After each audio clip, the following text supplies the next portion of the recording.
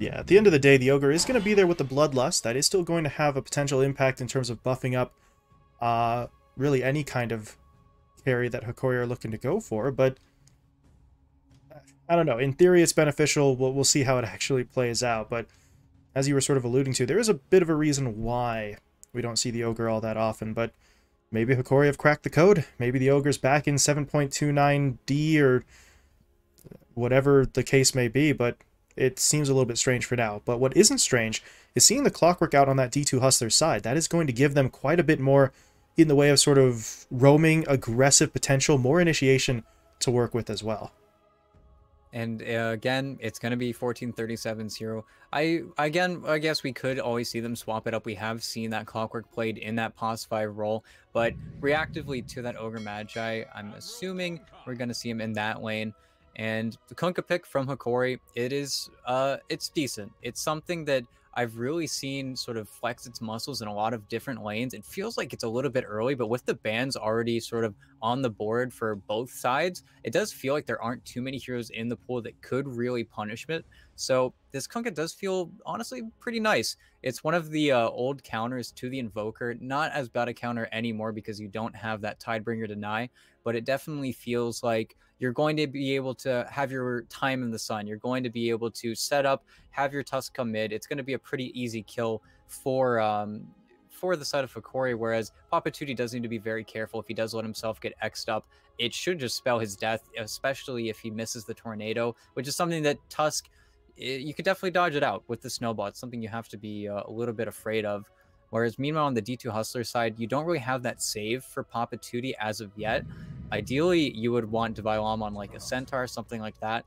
But instead, they're going to go for the Jug. Really, Leshrac and Kunkka, they don't really hold a candle to that hero. The Tusk is nice. You are able to sort of stop him from completely split pushing you because you always have to be afraid of that Walrus Punch. But unlike a lot of other Jug lanes we've seen in the tournament so far, you don't have that stun into stun lane where maybe you get punished, maybe you have that immediate rebuttal. Snowball into Flesh Stun, you're not going to catch him off guard. Yeah, very sort of low percentage play there, but part of the reason why you go for that Juggernaut, right? You see multiple forms of lockdown on the Hokori side, so you can assume Hokori are going to at least attempt maybe one or two plays in there, so might as well grab yourself somebody pretty durable and with some magic community sort of baked right in. So the Jug does make a decent bit of sense here for the D2 Hustlers side as we move into the final phase of the bans, and D2 Hustlers keying in on that carry role. The Medusa will be taken out right away, and yeah, honestly, we have seen teams sort of maybe easing off of it just a little bit over the past couple of days, but that Medusa's still in there. She's still one of the most popular heroes, and you can't really afford to sort of let your guard down now. And honestly, D2 Hustlers ban right on the money. You don't want to have to deal with this bloodlusted super carry that Lumiere is most likely going to search for.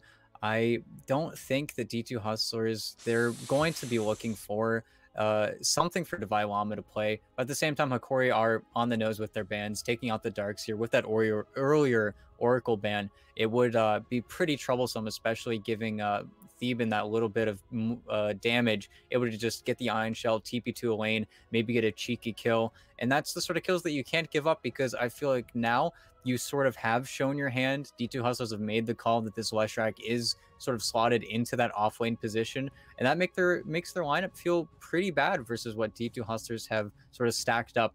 The biggest thing Hokori have going for them right now is the fact that you do have that Kunkka versus the Invoker. You are able to make those easy rotations.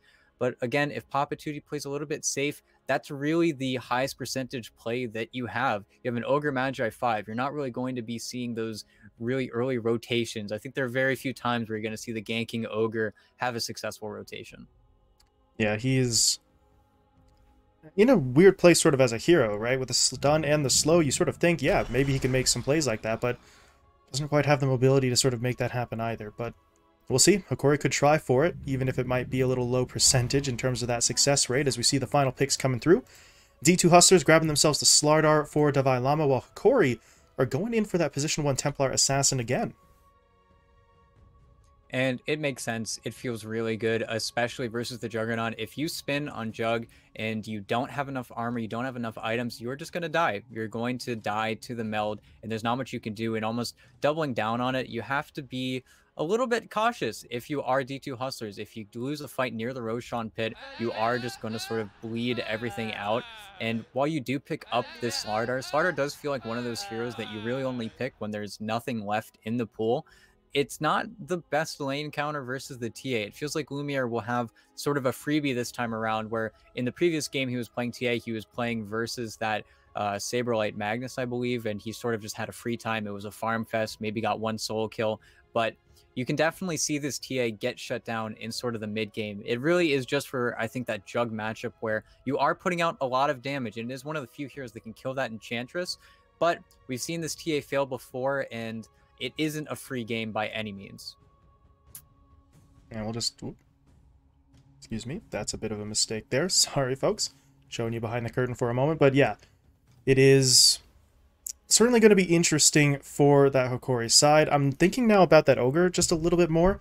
We were sort of scratching our heads a little bit about it earlier on, but I'm thinking to a certain extent, obviously you still have the Bloodlust, but we might see potentially that Shard play come out for him as well.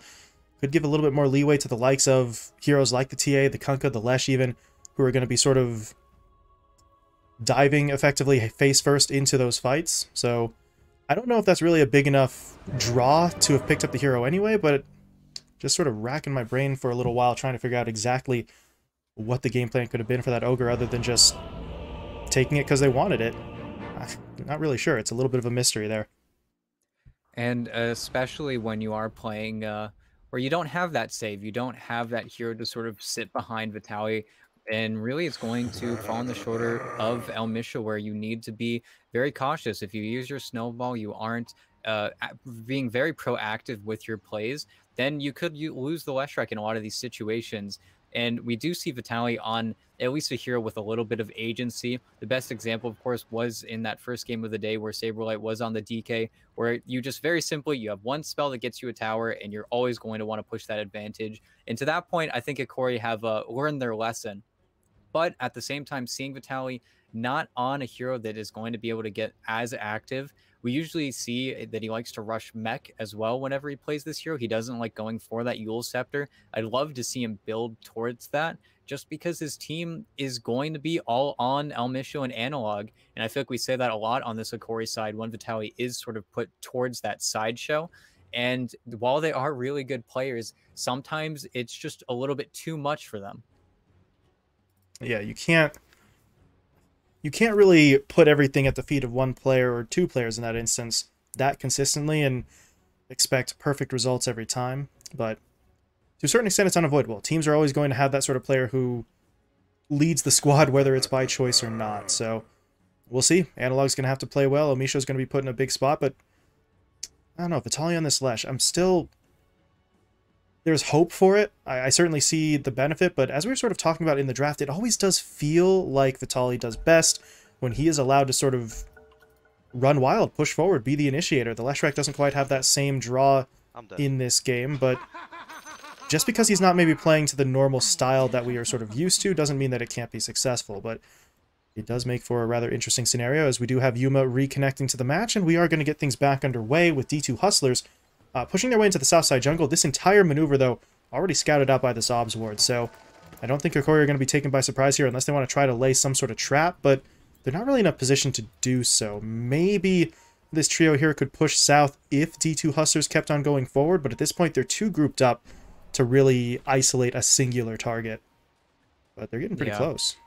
They are getting pretty close, and I think as soon as El Misha sees, El Misha does have the boots. If he decides to fight with tag team, it is going to get a little bit risky, but they've really shown their whole hand, and with this ward, Yuma does need to be a little bit careful. He doesn't want to have to use a spin, but I guess he just will be forced to. Yeah, unfortunate, but better safe than sorry. Cops a little bit of damage before the spin comes out, though, so that may force out maybe one of those 6 tangos, but it's 6 tangos, so if you have to pop one right now, it's not really going to be the end of the world. But an interesting maneuver there from D2 Hustlers, trying to get themselves across the map. I mean, they do drop down some wards. We saw the Obs ward sort of deep here in the south side jungle. They threw a sentry down near the river that didn't really catch anything, but they're at least going to know that the vision's not on that side, although it's a little bit further to the north. So they don't remove the vision, but at least they know that this area sort of to the south of that middle lane is a bit more unprotected early on here, as we see Analog and Papatuti. Really not going to do too much at this point. Analog's just going to farm up with the Tidebringer. Papatuti does not have the damage to go for a kill early unless his opponent just makes a pretty sizable positional mistake. So almost certainly looking like just sort of a last hit-oriented lane here mid, although Papatuti needs to not get hit by that. Torrent will connect. Not a lot of damage, but it is going to prevent him maybe from grabbing a last hit or two here and there. Well, in Hokori's third game playing versus the Enchantress, that's really the only rotation that Analog will need to worry about. Pandago will probably be forced to stay in the top lane, at least give a little bit of sight, if anything, to Yuma, so he will be ready for any aggressive moves that they could be making in that top lane. But at the same time, Papatuti, all he has to be careful of is this Tusk and this X. He can definitely get punished if that does occur, but in the meantime, it's not the worst lane for either of them. I would probably give it maybe a 60-40 in favor of the Kunkka, just because you do have that additional farm you can get in the small camp whenever you want. Right, as long as he's sort of maybe stacking that up once or twice, get the Tidebringer in there, he is going to have that little bit of an extra edge over Papatuti, who is going for that standard Quas Wex. There have been, I think, a couple over in some of the CIS and Europe events in recent times where we've seen some Invokers kind of dip into that Exort-oriented build, but those instances are few and far between. The Exort does come eventually, but early on there's a far heavier emphasis on the actual control that the Invoker will have here, as he is going to take a Tidebringer to the face. Meanwhile, down in the bottom lane, Davai Lama and 1437, they're pushing in. They want Gardic. They're going to hit him up with a slow into the bash. The crush comes in as well, and they do have it. 1437 gets first blood, and Davai Lama, can he get the bash here again? He could have, but he would have taken way more than just the single tower shot in the process. So no need to be greedy. They don't really have the mana to have followed up that bash anyway, so they will draw first blood. Lumiere is going to get pushed back a little bit without his support, and that is a nice first strike from that D2 Hustler side.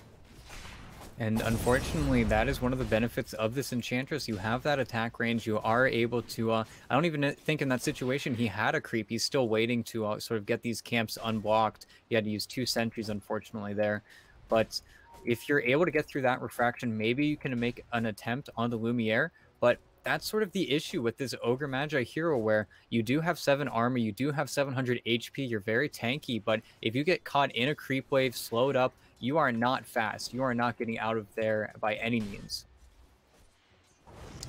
Quite actually sort of embodying the tank. Very tough, not very fast, but I don't know. We'll see if Gardic can sort of maintain his positioning moving forward, or at this point maybe even just get aggressive himself. He bought that Orb of Venom, so he does want to try and be as obnoxious as possible, but he steps out of lane for just a moment, and his teammate is actually going to get jumped in on. Lumiere dropping low. Can they bring him down, though? The refraction charges are going to keep him alive. Salve's coming in here as well, and it looks like that will be enough to get him out of there. Meanwhile, on the other side of the map, we do see a kill actually going Hokori's way. The Leshrac able to pick one up against that Clockwork, as, well, they do manage to tie it up, and now the Tusk is actually on the move. He doesn't have mana, though, so this rotation is really just to protect the runes.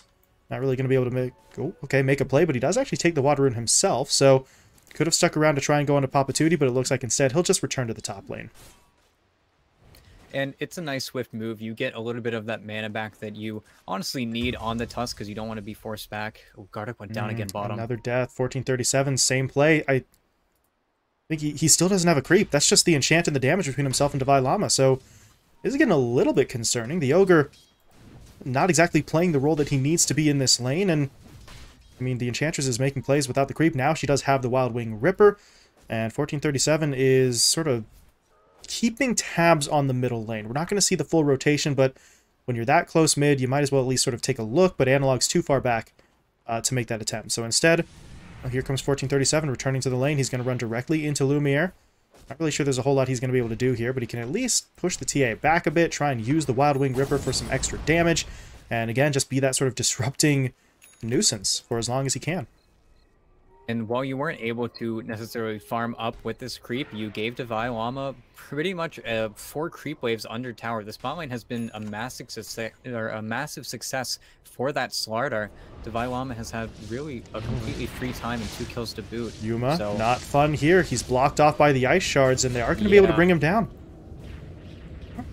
Okay, good play from El Misho, getting in there. No snowball, but The shards are enough. Vitaly comes in with the Edict, and Yuma had the good instincts there, right? He pops the spin, he tries to get himself away, but the physical block really just sort of forces him into that fight, and he will be taken down. Pandego too far away to even think about helping out there. When we saw before, when initially they were trying to go on him whenever they ended up killing Pandego, and it's just that level 3 Edict. In Jug versus Lesh, you do always have to be a little bit concerned. And with this cart, I'm not sure if they're going to be able to get anything, any early tower pushes going, but yeah, they are going to glyph the creeps. Meanwhile, Lumiere, he's trying to track down 1437 here in the jungle. He and Gardic chasing this one down. The Enchantress, though, not caught out just yet. The Ogre's trying to get in range for the Fire Blast, but it's a pretty short cast range. And 1437, just really too fast for him. The early boots get him away to safety. So it was worth a shot for Hokori. They don't get it. Now they're going to go in onto Davai Lama, trying to still make something happen, but just like his teammate, Slaughter is able to just sort of create that separation and fall back. So 2 attempts, not a whole lot going to come out of it, but if you're Hokori, you really don't sacrifice much there either. Lumiere was still able to take pretty much the entirety of that camp before 1437 got into position, and he's not going to get punished here either as the slow comes through, but Davai Lama doesn't want to commit. Meanwhile, mid, what is going on? Yeah. Oh boy. Nice rotation in from Pandego. The Battery Assault will be there. They get the Ice Wall down as well. They're both a little low on health, though, in Papatuti and Pandego, but it looks like they should be able to win this engagement. Flare coming in there just in case, only level 1, but it's still going to help out. And that will be enough to get Papatuti the kill. Close call in the middle lane, though. But at the end of the day, D2 Hustlers will get it. And that play really only happens because Analog is trying to be aggressive. He's trying to stand on Papatuti's high ground. And you see El Misho sort of show up after the fact, but you can definitely get punished. And it was really good positioning from Pandego. He was trying for the desperation torrent cleave onto Papatuti, hoping he would have been able to get some sort of return there. But it would have been a massive misplay if something like that did go down. CP top. Top. They're going in for it. They're looking for Vitaly. The EMP actually burning a lot of that mana away. Splitter does still come through, but at that point, that's far too late. Papatuti has the healing ward to help him out. He's even got his own urn to heal up a little bit afterwards as well, and nice rotation from the Invoker. Quick TP gets him the kill, but speaking of TPs, Analog makes his way up top. They're looking for a revenge play onto Yuma. Can they actually get him, though? No. Tornado will fly through. The X does still connect, though, so Yuma could be pulled back, but at this point, the presence of Papatuti is going to make this too difficult. Analog goes in for one final Tidebringer hit, but outside of that, they're not going to be able to make that play happen. Meanwhile, what's up, down bot? TP in. Vitaly, he wants the fight. Popping the Edict right away. They're going to try to catch up to Davai Lama, but he's already into the tree line. They're not going to be able to actually hit him up. Everyone sort of hit their timing at the exact same time. Vitaly hitting level 6, Analog hitting his level 7, but Papatuti is sort of out-rotating the Kunkka at this point. You never want to end up going to the Jugs lane if you're this Kunkka. It really feels like you're going to end up wasting your time, whereas D2 Hustlers continue to find the right plays to be made. And while they are farming quite a lot, this gave a little bit of space to Lumiere. Papatuti could just burn his mana whenever. This isn't a lane that he wants to sort of stay in, and you actually lose the Void Stone for free mid as well. Vitaly's courier taken down there, but yeah, that is worth noting. For the side of Hokori, they're still farming up incredibly well. All 3 of their cores at the top of that net worth chart right now, Gardic. But yeah, there might be losing one here. Gardic, really nowhere to go. Tried to turn around for the stun. He doesn't even get that off. Papatuti's in with the cold snap, and that will allow Yuma to grab the kill. That's his first of the game, so Hokori are farming well. They're keeping the cores relatively safe, but D2 Hustlers are beginning to get maybe a little bit more active. It started there with some of those rotations from Papatuti, and now they're feeling a bit more mobile, a bit more confident, and Hokori can't afford to give up too many more kills, otherwise this early lead could be sort of abandoning them fairly quickly as Vitaly, ooh, not good. Caught out in the jungle there. Davai Lama able to get him down, 1437 in for the assist. Even the Sunstrike was being deployed. It didn't actually end up connecting, but even if that initial lockdown doesn't get him, the Lesh was still going to be in some trouble there. So D2 Hustlers really starting to push forward. Yuma even taking the tier 1 down bot. This is really accelerating at a rate that I'm not sure Hokori are ready to respond to. And while you do lose Vitaly, it feels a little bit strange why he's even there. He should be putting more pressure on this mid tower, but if anything, it's giving respect to Papatuti's Invoker. They don't want to play around it just yet. He's very obnoxious on this hero.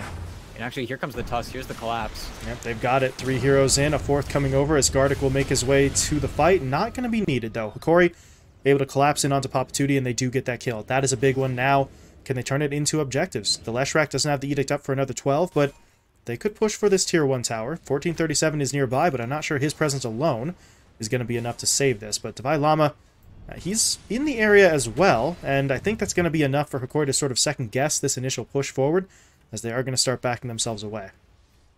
And you do see 2k, 3k gold lead coming out from Hokori because Lumiere just finished off a 4 or 5 stack of the Ancients. So he is continuing to farm much faster than his counterpart on the Jug. But at the same time, it's just because there isn't really that same hero on D2 Hustlers, especially with the way they itemize. You are getting a Midas on the Slardar, but Papa Tootie likes to fight. He likes to get his levels and make rotations. You don't see him sort of farming nearly as much as other Invoker players.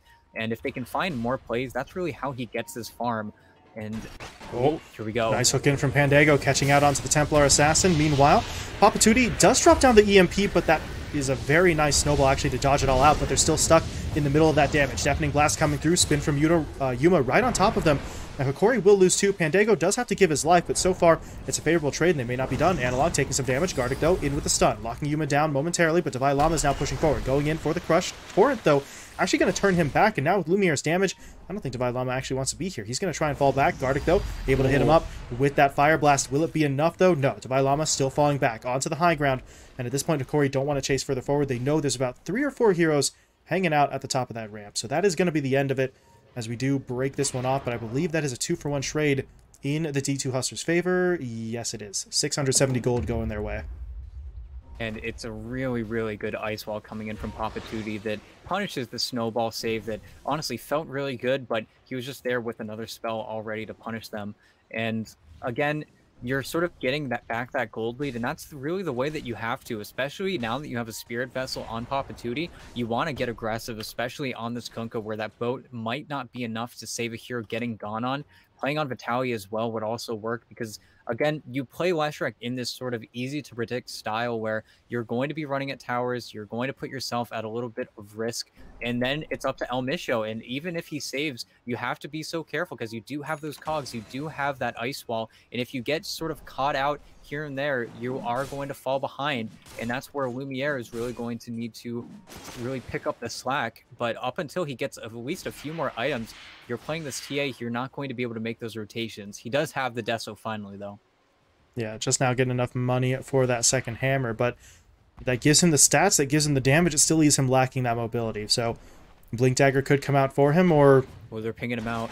Oof, Pandago, that was close, but unfortunately that Wild Wing Ripper getting in the way, but they do still hit up Gardic here, hit him with the EMP into the Cold Snap. Spirit Vessel dropped as well, but if they dive in, they're going to be dealing with both Gardic and Lumiere, and that's not quite the fight that they wanted, at least not without the lockdown from the Clockwork. So Pandago gives it a shot, Creep steps in front. That's going to basically break apart the entirety of that game plan for them, but not much lost. That hookshot's back up in just 35, so they're going to be able to give it another go in the near future, and that's why we see Papa Tootie in 1437 still kind of hanging out close to that clock in case they want to group up again.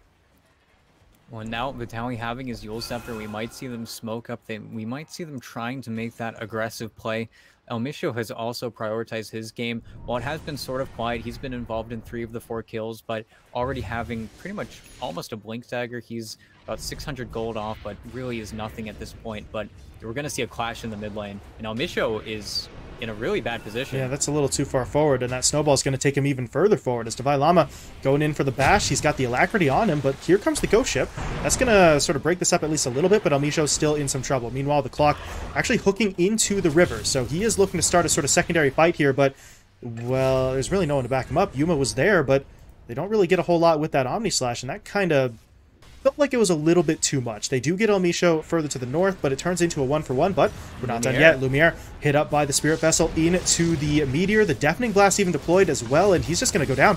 Lumiere will fall, and now the fight for Hokori might get a little bit more complicated. Analog is coming in with the X into the slightly mistimed Torrent, so Yuma won't be locked down, but really that was just sort of an exit play from Analog, trying to get his teammates away once the TA goes down. It will be successful, but it doesn't prevent the death of Lumiere. And we see with the safe lane TA, whenever you do get set up, you have those traps, you're incredibly obnoxious, you do really so much work with the slow, but you step up a little bit too far. That's why Papa Tootie itemized the way he did, and you 100% get punished for it. And there's a lot of time that while you are having your teammates stack for you, you will be able to sort of just go back to those Ancients, recover. You aren't the saddest about that death.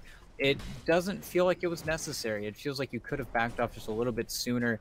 And then you have a tier 1 tower, you have a kill, and you've got really just losing the Tusk and already working towards that Blink Dagger. He doesn't have much to lose. So up until we see Lumiere getting that BKB, it does feel like it's difficult for him to sort of get in and out of these fights.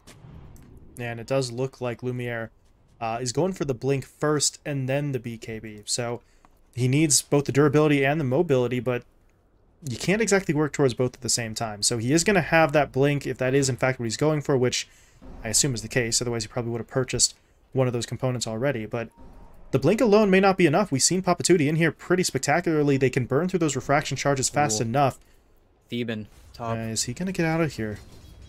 He doesn't really know that they're here just yet, but I think he's going to have to take a guess pretty damn soon as they are making their way over. He is going to pop those attendants early, so might have caught wind of something or had the spidey senses go off, but now he needs to find a spot to TP out. That's not it. Gardic, yeah, gonna hit him up with a stun. Even the Yule Scepter actually coming through from Vitali, so they had about 3 or 4 different ways to cancel that TP, and now 1437 should be taken down here. They're gonna take a little bit of extra time, but they do manage to get the kill. Meanwhile, Analog, that's an interesting TP, a little bit earlier than his teammates, but the reinforcements are coming, but at this point he may still be in some trouble. The tower's already been taken down, but they're going to back off. Pandego tried to hook himself out of that one as well, but he will not make it, as Papatuti and Davai Lama were already sort of on the retreat. So they do get the kill onto Pandego, but losing the tier 1 tower on that one is going to hurt them a little bit as well, especially considering the only 2 kills they get between the mid and top lanes were just onto the supports. Yeah, and honestly, losing your life on the Enchantress, it felt like they weren't even going to get him for a second there. They missed once or twice with their initial vision to grab him, but Papatuti just makes the decision, goes mid, gets it. Unfortunately, doesn't have any more Spirit Vessel charges, so making a play onto the TA is pretty difficult at this point, and having that Blink Dagger finished up, you need to be careful on the back line. But Pandego has really been sort of the sacrificial lamb. He keeps on going and dying, keeping 2 or 3 heroes sort of tied up, which has been good in sort of the disable department, but really there's nobody on D2 Hustlers to supply that damage just yet. Ooh, they're making a plan to Slardar, but it's a little too crazy. Yeah, Davai Lama, he's going to be okay. Gardic, though, well, he's sort of stuck in the middle of this one. 4 heroes coming in onto him, and he's straight up gone. Quick and easy kill there as Papatuti will get it. So you go from Pandego sort of searching up on that west side high ground, not really able to find that initial kill, to a play onto an Ogre who just sort of wanders into the fight, and that's going to lead D2 Hustlers into the pit. They've got the Alacrity up onto the Juggernaut, so he is getting through this a little bit faster. The Corrosive Haze and the Medallion coming into play as well, but we do see the smoke. Hokori want to contest it. They don't have the Ogre, but the rest of the lineup is ready, and they're going to go. Pandego, though, nice hook in. He's going to trap up 2 here. The Ghost Ship will fly in, but at this point it's a little bit too late. No one can get into the pit, but Lumiere, he will blink forward. Can he actually get himself into any position, though, to take this? Omni Slash will be deployed. Refraction, though, coming out. They're going to try to keep him alive. Roshan will go down. He got the Aegis. He picks it up. He will immediately lose it, but he does have that second life. And now Yuma, he was banking on grabbing that Aegis himself, which means he has no HP. That feels like a big mistake. He gambles thinking he was going to be the one to take that Aegis. Once he doesn't get it, he's sort of stuck with no HP and nowhere to go. As Hokori will bring him down, it does immediately cost them that Aegis, but that's a pretty fantastic trade. And Lumiere would have been 100% dead there. I'm not sure if any of the other D2 Hustlers would have been able to save that Jug. He did have spin, but it also felt like they were going to get cleaned up no matter what, but they were forced to fight. They do have glyphs, so this tier 2 tower sort of won't go down in succession, but still, it feels like you spent everything. Pandego, again, he hooks in, he dies, he tries to save everyone, and Lumiere, oh no! Pandego hooks into the backside of his teammate. He is stuck inside of his own cogs. Meanwhile, Papatuti pulled back into the fight by the X-Marks spot. Snowball locks him down and brings him out of that engagement as Hokori, they're just going to surge their way forward. Davai Lama dead as well. Yuma is spinning his way out of this, but he still gets clipped by that splitter. They're not going to dive that sort of high ground area, though, so they do back themselves away, but that's 2 huge kills onto core heroes, and D2 Hustlers, I don't know what happened. They literally couldn't get out of each other's way.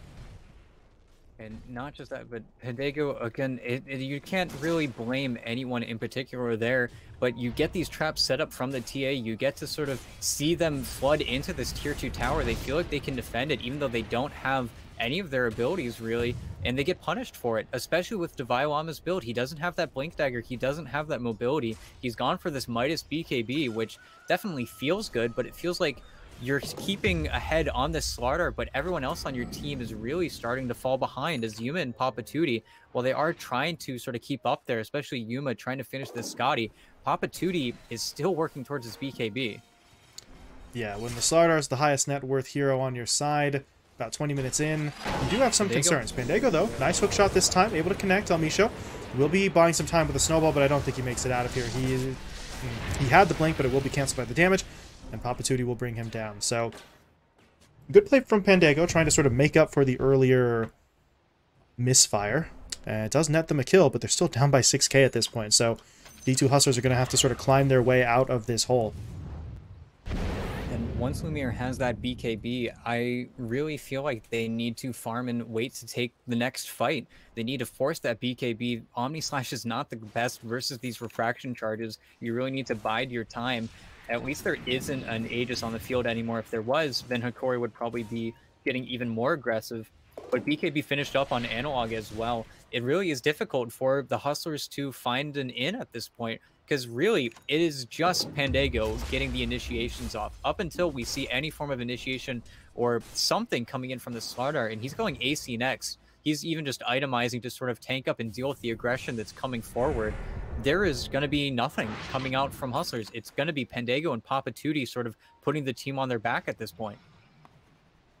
Yeah, I mean, I don't know. As you said, the Slardar is not building a blink. This Invoker hasn't really been able to make anything happen with any sort of long-range tornado plays either, so they become increasingly more reliant on Pandago, and that's just never a straight-up comfortable position. And at this point, the problem is, even if Pandago makes the perfect play, and he jumps in, he gets that hook shot onto exactly who you want, he is pretty much still guaranteed to die, so Pandago is going to have to sort of reckon with his own mortality there anytime he wants to push in, but there's no alternative, right? Until the Slardar sort of builds up a little bit more in the way of actual initiating power, it is going to come down to that clockwork, and he will have to know that you're basically sacrificing yourself, but if D2 Hustlers can actually use that sacrifice to start taking these fights, they're really not going to care. The problem is, to this point, they haven't been able to put together any sort of definitive victory for themselves, so the initiation has to remain the same. It's just that the end result and the teamfight execution has to sort of be a step further forward for D2 Hustlers. And we see with this Clockwork, the last time we saw this almost exact same matchup was the TI versus the Clockwork. It was Inverse playing it before, but whenever Pandago goes in, you have to be so careful because you're giving this TI things to spill off of. He doesn't have that Sideblade's range talent, which feels a little bit strange coming from Lumiere. But if you are able to just sit there and beat into this Clockwork, anybody standing behind him is going to be taking damage. And that's something that Papatuti has definitely been getting clipped by a few times here and there. And Hokori, they're just going to start moving on these towers as the split push, while it is sort of there, Yuma, he has to be careful. He has to respect this Tusk. He's going to be able to hit this tower just a little bit, but you can already see sort of the fear in his eyes. Yeah, he's got to be playing. Got to play cautiously, but yeah, now here comes the push. Hokori decide if no one's going to come to stop us, we're going to go for 2. They took the tier 2 top. They're going to go for the tier 3 now as well, but we do now see some sort of defenders trickling in on that D2 Hustler side. So that push, I mean, is opportunistic, and they do get some nice damage onto the tower. About 600 damage dealt for really nothing. They get up there, they do the damage, they back off before anyone comes to stop them. So the chip damage is real here. There's no sort of healing up on that tower for the D2 Hustlers lineup. So just that little sort of brief push puts them in a more advantageous position, and it just clearly emphasizes the fact that D2 Hustlers, unless they win a fight, they're not pushing to the extent that Hokori are, and so far, winning fights has been a little bit complicated for them. But 4-man smoke pushing into the west side jungle, it is looking for something. The problem is, there's really nothing to find. No one even on this half of the map right now. And you have to make the call that there is 5 as soon as you see the TA showing in that top lane. Unfortunately, the last time they were up here, Lumiere was not set up. He was actually just farming out the entire jungle. But now he is here to push your tower. And with the direction that this flare is coming from, yeah, they're going to feel like something is happening right now. And they're actually going to try and intercept them running back to their base. Yeah, that flare just seems a little maybe ill-advised from the Clockwork. Although he does go for a bit of a sneaky play. He sent in that flare and then TP'd back to the base itself. So he's trying to sort of fake them out, and in that regard, that worked actually perfectly. You see them sort of back off to intercept, but there is no movement coming. So that Clockwork, with a TP and a rocket flare, just stopped a push onto the high ground. That's some genius level stuff from Pandago. And you'll see Papatuti now feel completely safe coming here. It does feel like they've sort of read this situation really well, but at the same time, Hokori are still just sort of going from lane to lane, you can't really do much. Analog is in a little bit of an isolated position. You could definitely get punished here, but they need more heroes coming in. It's just the two supports. They can't get it done, and now And here here's comes the backup. reinforcements. Almisho and Gardic into the fight. They're going to stun up that Clockwork, and well, he's not dead just yet. Pandago's buying a lot of time. Turns around for the hookshot into the Omni, so Slardar? can they actually get anything? No. Divine Llama will be taken down instead, and now all of a sudden your Jug kind of stuck in the middle of this engagement. He is holding on to the spin for as long as he can, but now Lumiere comes in with the damage. He's going to pick up the double kill, looking for the triple, as Papatuti will go down, and this is just turning into an absolute disaster. Yuma has to try and TP home. Can they actually cancel the TP? No, they can't, and they don't have the damage to kill him off, but it does get pretty damn close. But they are going to be able to sort of get one final pick up onto 1437 there, as Analog picks that one up. So they lose the Ogre, but that's a 4-for-1 trade. 3 of those 4 kills go directly to that TA, as Lumiere, he just looks so big right now. And yet again, Papatuti still working on his BKB. The man is not finding farm. The man is not hitting creeps. And in that fight, if he has that, maybe he doesn't need to worry about the Lash nearly as much. Maybe he doesn't die to the Melt Strike. And it feels like he's just completely fell behind, fell off the face of the earth. And even there, it felt so awkward because he immediately popped his BKB on the TA. Divine Llama just sat there waiting for Elestrak to come back down, but he was already Meld Struck up, taking a full Edict. He just dies without getting a spell off. That was a really strange fight from D2 Hustlers. I feel like we've been talking about him building this BKB for the past, like, 10 minutes, and he still doesn't have it. As a matter of fact, you talked about him sort of dropping off the face of the earth here.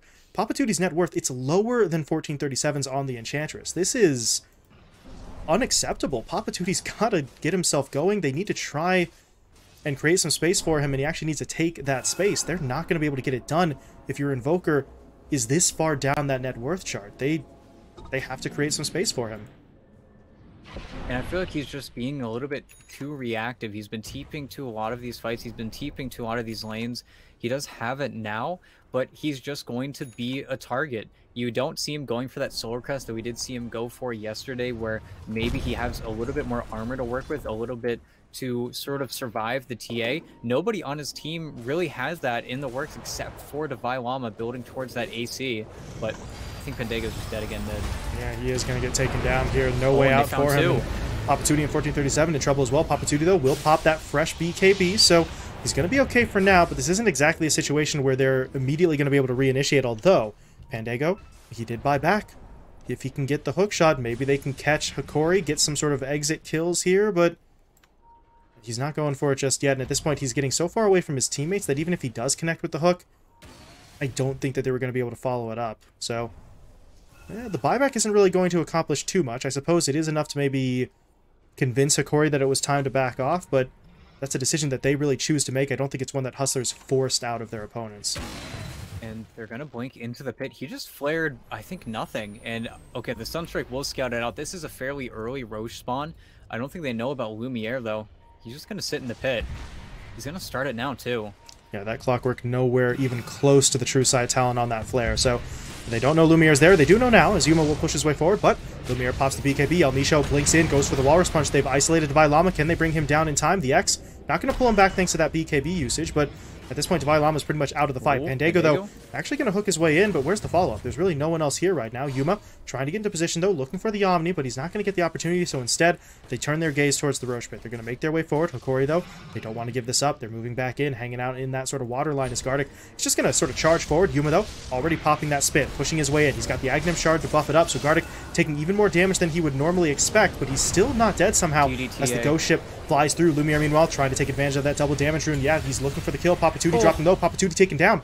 Pandago falls as well, and now Hustlers, they're going to fall apart. Divine Llama hit up by that Walrus Punch further to the south, but it's only El Misho in for this fight, so they're not going to be able to get it immediately. Instead, they go back into the Roche pit. Everyone's sort of occasionally being reminded no one took Roshan there, so Lumiere's going to be able to finish it off. He gets the Aegis into his hands. Cheese picked up by Analog. Did Lumiere grab the shard as well? Yes, he did. So he's got that upgrade on the side trap as well for the bonus lockdown with that silence. And it feels like you force out that BKB from the TA. You try to get aggressive, but Pandago just sort of hooks in. He didn't do anything with his hook. He hooked in, pushed back Gartic, and everything was on the Ogre. Even the Omni Slash, maybe he thought it would bounce over to the TA, but everything felt wasted from D2 Hustlers. And yet again, you have this BKB now on the Invoker, but you get 3, 4, 5 shot by the TA. there's nothing that you can do. And now that she's making her way towards that Daedalus, it's just more physical damage that you can't contend with. And I struggle to think how they take a fight, because really it's just Pandago going in. We keep on seeing Divine Llama trying to get in for at least a stun. They try to get something with the Guardian Sprint, be in the correct position, but time and time again, they're just landing the tornado, landing the hook shot, and that's it. They're holding really nobody down from the Hokori side. Yeah, they don't have really the lockdown they need to get these fights started, and the problem is their damage is so reliant on having that sort of initial lockdown. You mentioned in that fight, the Jug, he had to Omni Slash an Ogre. That was the best possible move he could make to get the Omni Slash into the fight, because there's nothing else to set him up. So if you're D2 Hustlers, it doesn't really matter how much damage Yuma could build up here. If there's no one to actually get him into the fights, the damage is wasted. So I'm not entirely sure how they can step it up. It might just be Pandago having to make better moves, or maybe the Slardar does finally get this blink, as we do see him sort of queuing it up and kind of shifting and pivoting away from the AC, but they need it. They can't rely on Pandago exclusively to sort of start these engagements. And they're going to try and be obnoxious. They're going to try and use all the tools. They have Glyph still. But again, what's stopping Lumiere from just hitting right-clicking? He's got 5 levels up on Yuma. Nobody on D2 Hustlers really has substantial farm. They're just scrambling at this point. It's looking a little bit desperate. The Deafening Blast will come through onto the TA, though, so that buys them some time. But the Tier 3, it's still just dropping bit by bit. Pandago, okay, hooking in. Yuma gonna push forward with a spin. Vitali is starting to drop low as they do manage to hit him up, but that's gonna be a defensive snowball coming in. Pandago will fall. Yuma dead as well, and it's all falling apart here. Hustlers just getting pushed back into their own base. Divine Llama taken down. He will buy back, but Papatuti is gonna get dropped by the melt. He doesn't have any money for his buyback, so at this point, this might just be it. Yeah, that's it. Yep, GG. they call it. Ooh. And I don't know. It felt like such a strange game. It felt like they weren't getting farm in their cores. They weren't really making the plays. Pandago was trying, and this is the pitfall of that Enchantress that I was sort of alluding to, where it feels like you need that secondary disable. You need a lineup that can sort of rely on not the Enchantress. The Enchantress doesn't provide enough for you in that department, and I don't feel like D2 Hustlers had enough to make up for that fact. It's the only time we see this hero that every team values so highly fall, is when you don't have the lockdown to back it up. At the same time, I don't want to say almost uncharacteristic. I feel like this is just the way Papatuti likes to play Invoker, but he just didn't have the farm. He wasn't hitting creeps. He wasn't getting away with murder. He wasn't doing really much of anything. And while his stat line wasn't the worst, I think it was 6, 2, and 3 at some point, but it felt like there was no way for him to touch this TA at all. And while it was a last pick TA, I feel like you had the tools to combat it. You could have won with this lineup, but it just felt like it wasn't enough at any stage of the game.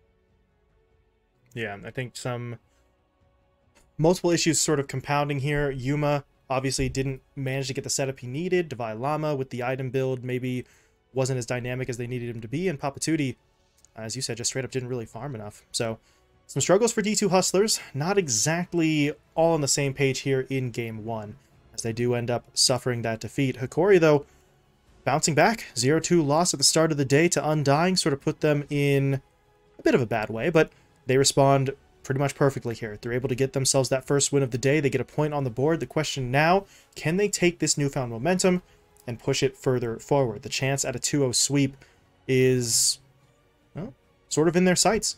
We'll see what they can do. Game 1 was impressive. We'll see if Game 2 is sort of equally strong for them, as we are going to be pushing into the second match of this 2-game series in just a few minutes. We're going to hop into a bit of a commercial break, but when we come back, it'll be D2 Hustlers and Hokori facing off once again. So stick around, and we'll be bringing you that game just as quickly as we can.